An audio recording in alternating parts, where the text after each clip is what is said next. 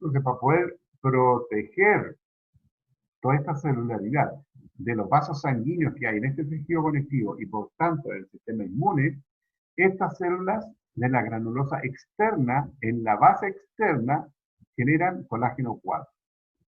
Y al generar colágeno 4, envuelven todo este folículo secundario, ¿ya? Con una lámina basal de colágeno 4. Y ahí es imposible que ingresen el sistema inmune. Por lo tanto, el folículo presenta un privilegio inmune generado por la presencia de un colágeno 4 a modo de lámina basal que rodea a todo el folículo.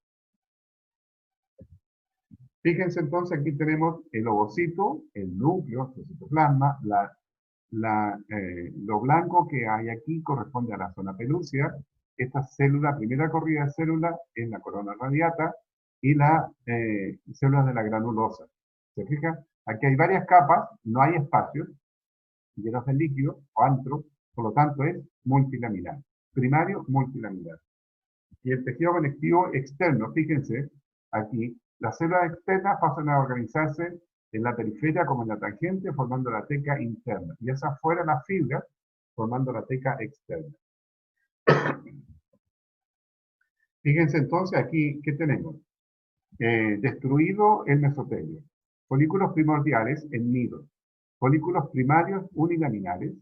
Folículos primarios bilaminares. ¿Se fijan? Unilaminar, bilaminar, unilaminar.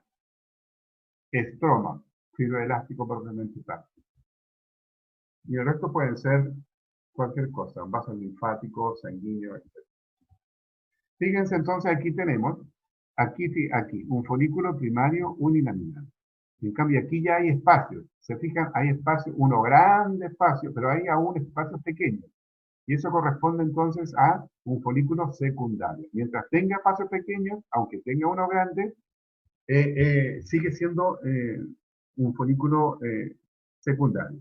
Entonces tenemos, fíjense, tenemos el ovocito con su núcleo y su nucleolo, la zona pelúcida, la corona radiata, la granulosa interna, la granulosa externa, que tiene una región de conexión con la granulosa interna en el famoso pedículo de fijación, que fija a todo este complejo a la pared.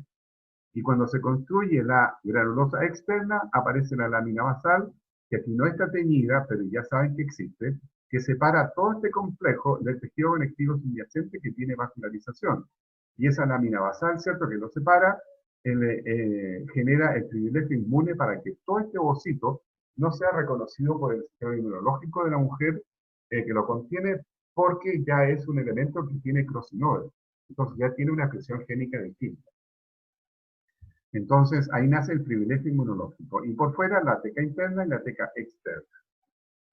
Aquí, ¿cierto? Un folículo primordial con gran cantidad de espacios, lagunas, llenos de el líquido o el transudado, exudado, o la composición del líquido antral, propiamente tal. Teca interna, externa. Fíjense ahora. Aquí está la famosa lámina basal, miren. ¿Se fijan? Entonces aquí está la teca externa, la teca interna, el antro gigante, ¿ya? Antro gigante, sin laguna, porque hay una sola laguna gigante, la teca interna y la teca externa. Y aquí tenemos, ¿cierto?, la granulosa interna, la corona radiata, la zona pelúcida, el ovocito, su citoplasma, su núcleo. Ahí, ahí entonces cuando ya no quedan más lagunas pequeñitas, solamente hay una grande, gigante, pasamos al folículo antral o maduro, que ya está a punto de ser ovulado. Entonces aquí en la fotografía, por ejemplo, a la derecha podríamos decir que hay un gran antro, por lo tanto ese antro correspondería posiblemente más a la derecha, estaba el ovocito, ¿cierto?, a un folículo antral. Pero aquí tenemos aún lagunas pequeñas, el ovocito, ¿cierto? Lagunas pequeñas sería un folículo secundario. Ahí está, ¿cierto? Fíjense, el ovocito, su núcleo, nucleolo, zona pelúcida, el cúmulo, en la granulosa interna, también se le conoce como cúmulo óforo, ¿ya? Cúmulo óforo, ¿ya? eh, la corona radiata está mal fijada porque la corona radiata es solo la primera capa de células que rodea. Y el resto es células foliculares internas, células foliculares externas, la lámina basal, la teca interna y la teca externa.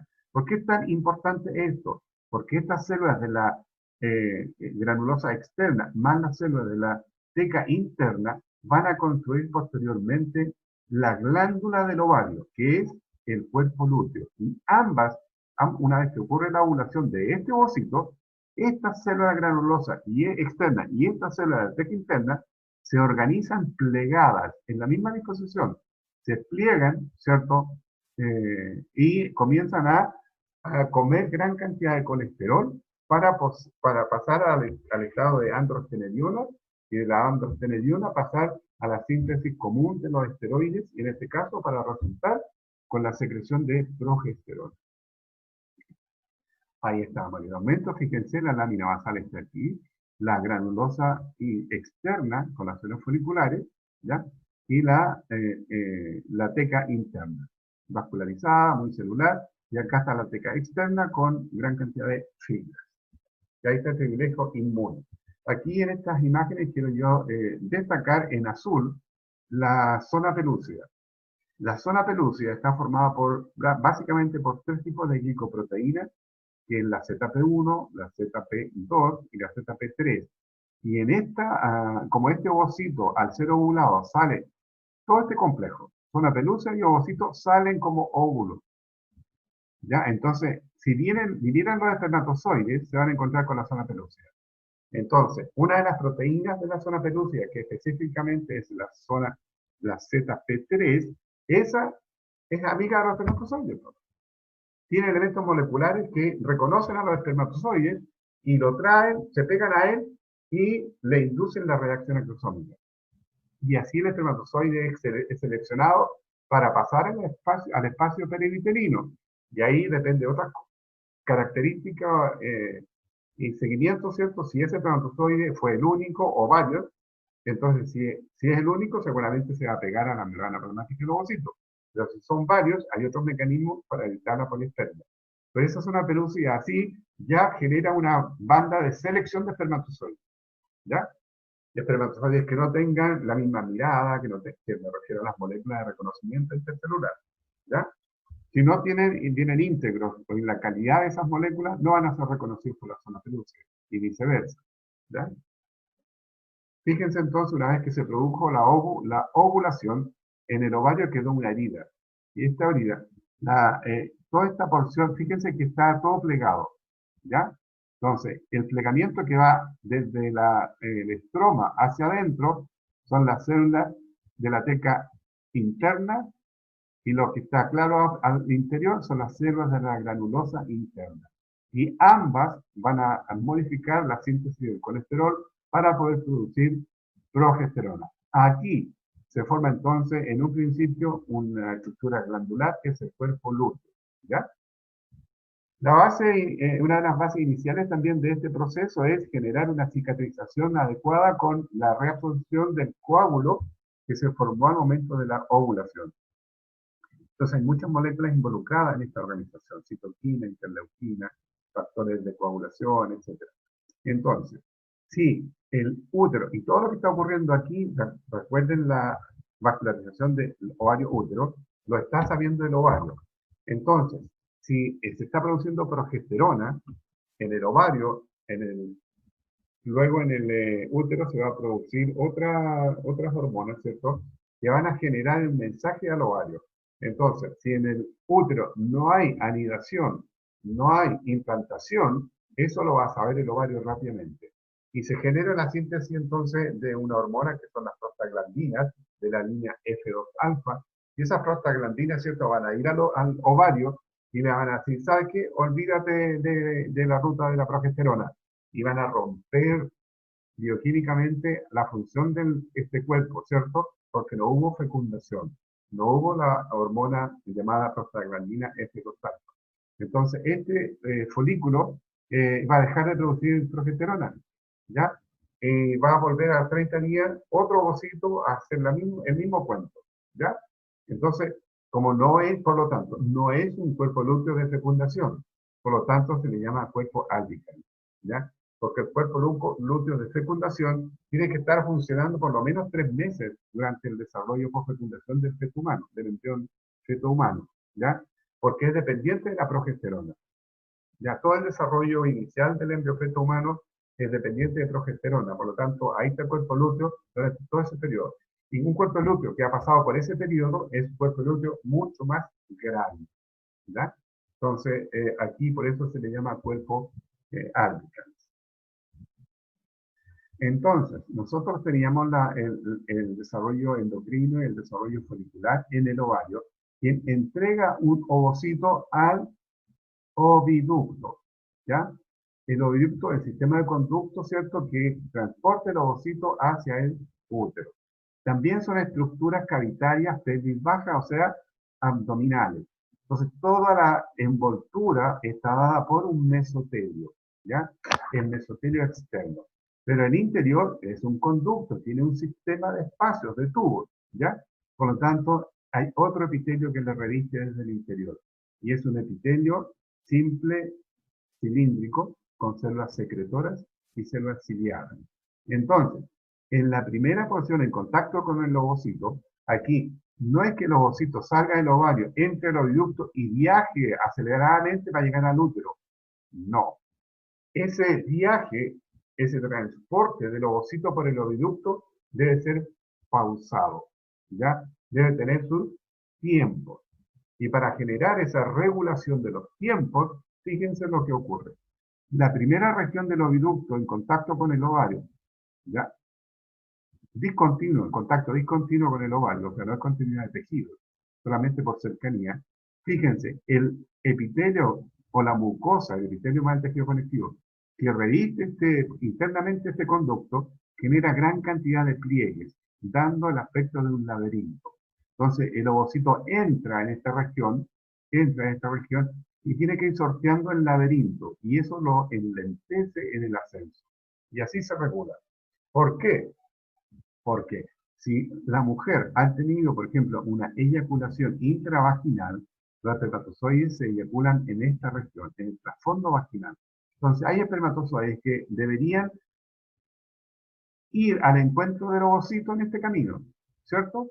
Entonces, los espermatozoides que logran, de los millones de espermatozoides depositados en vagina en una eyaculación intravaginal, los espermatozoides que logran ascender por el cuello uterino, menos aún los que logran ascender por el útero, menos aún los que logran ir por el oviducto, tienen que llegar específicamente a esta región.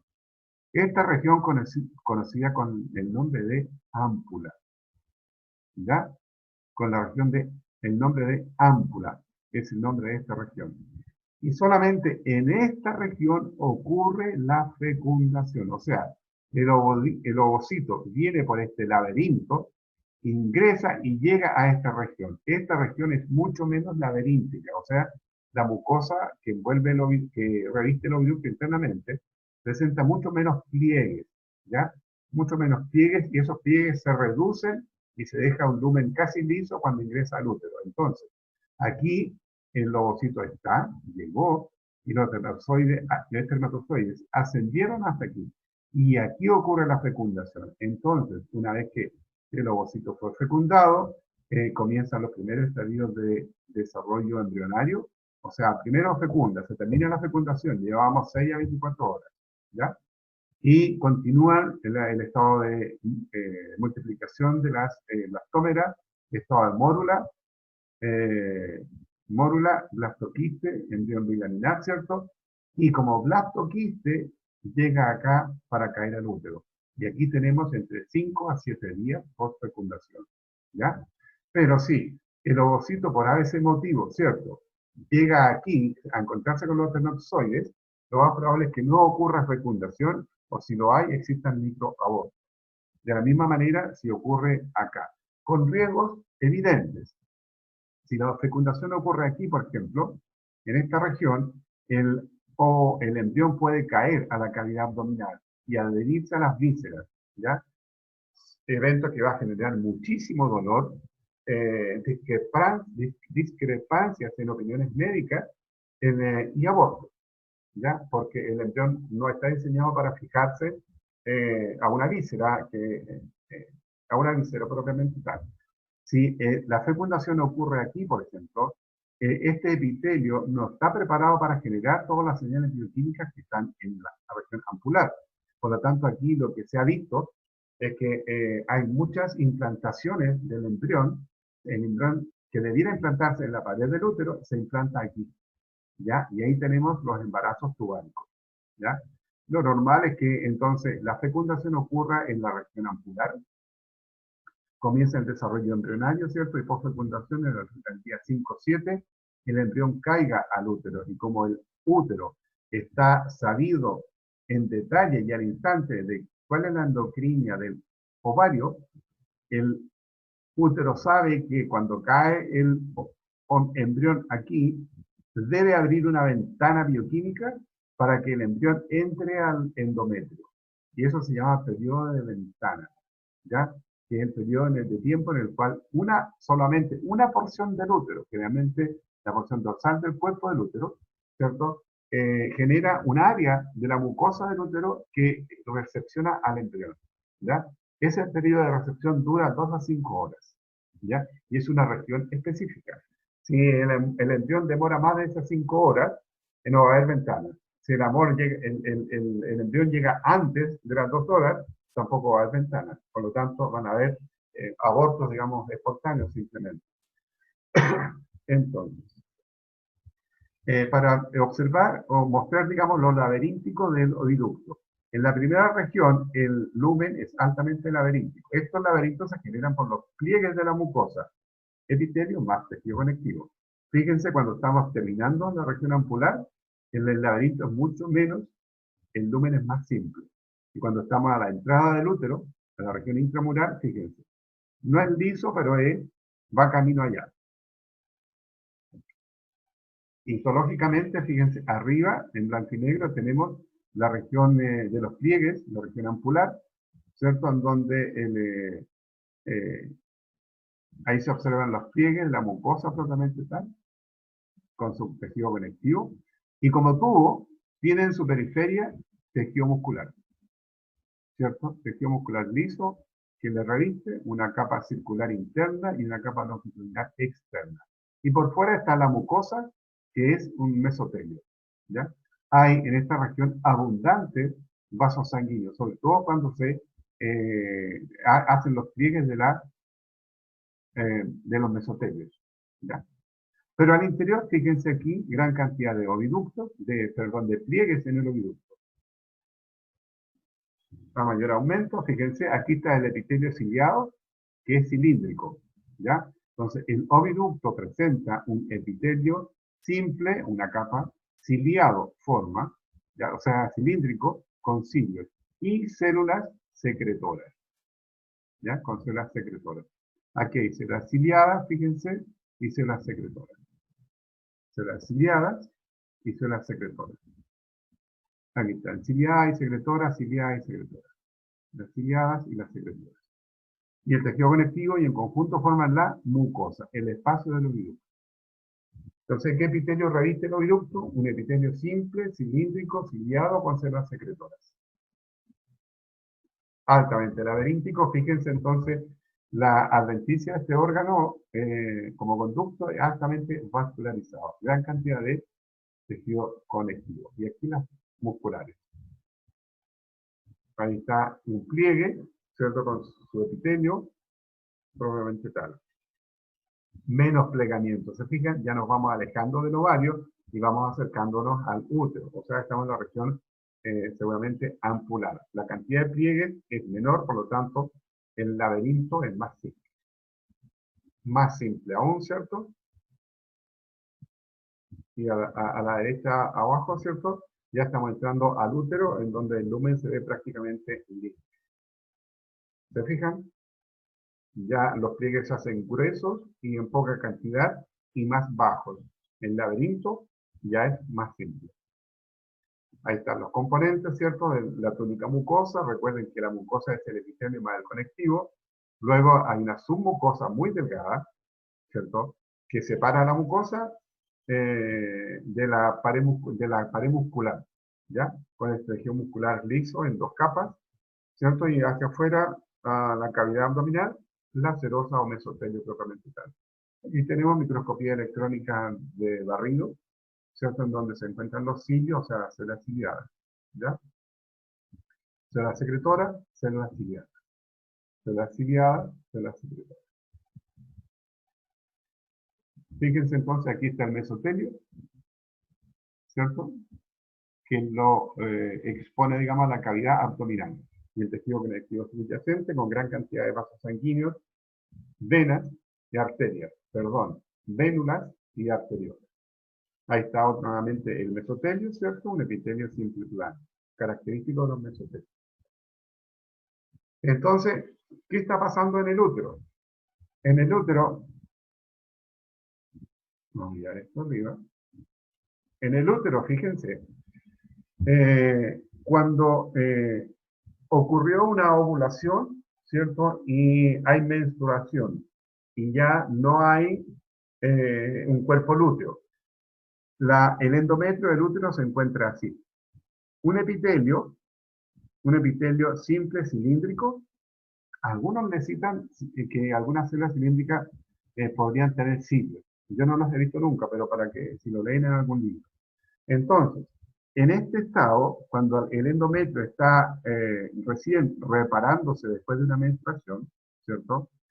Este endometrio presenta este epitelio, que es un epitelio simple, una capa cilíndrico, de forma cilíndrica, ¿cierto? Va recubriendo este epitelio y de repente hace profundizaciones, formando una glándula, ¿ya?